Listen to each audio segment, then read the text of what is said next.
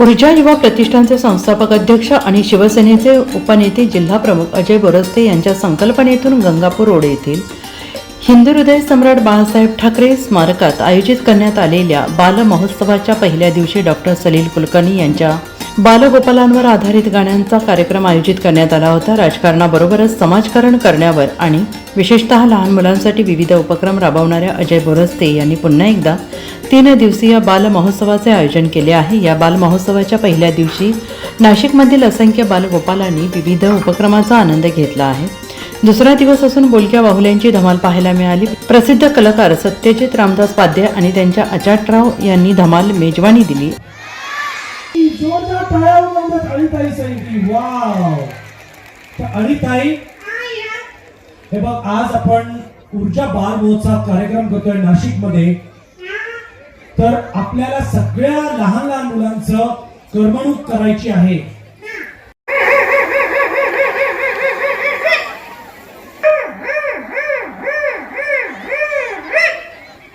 अरे काय झालं काय? कार्यक्रम सुरू करा, कार्यक्रम सुरू करा, सगळे वाट बघताय। माझा काढला तरी का रे, याचा नाही काढला तरी का रे? I am the real star of the show.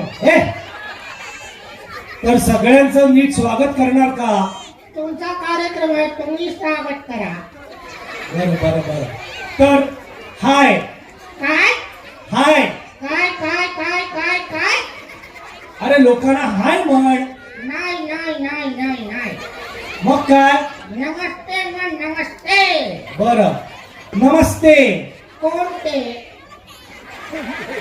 अरे मी रे, सत्यजित।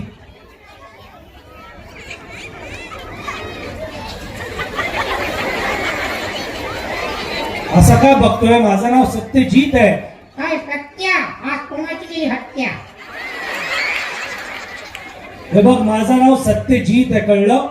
सत्यजित रे?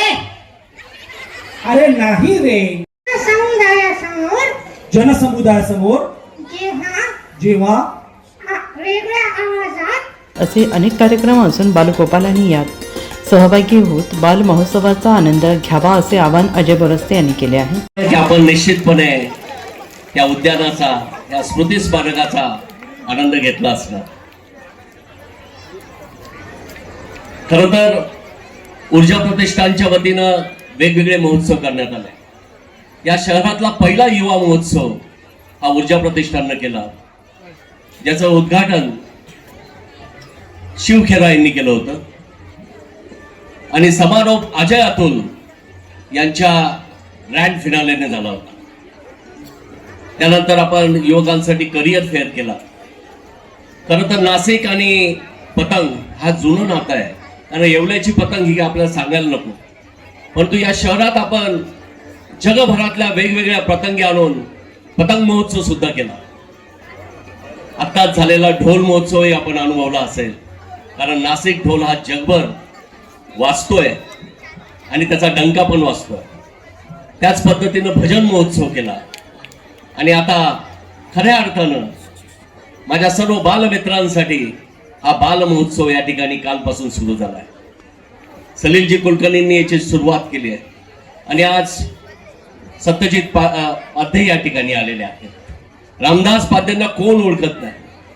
आताच खैदार सर या ठिकाणी मला सांगत होते की बोलक्या बावल्या जगभरात कोणाचा पेटंट असेल तर तो रामदास पाध्येंचा होता, आणि जगभरात या बावल्या आपण बघितल्या।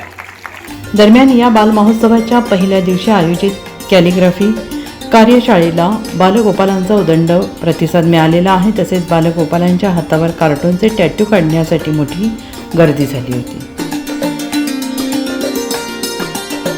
LCN न्यूजसाठी रोहन दनी, नाशिक।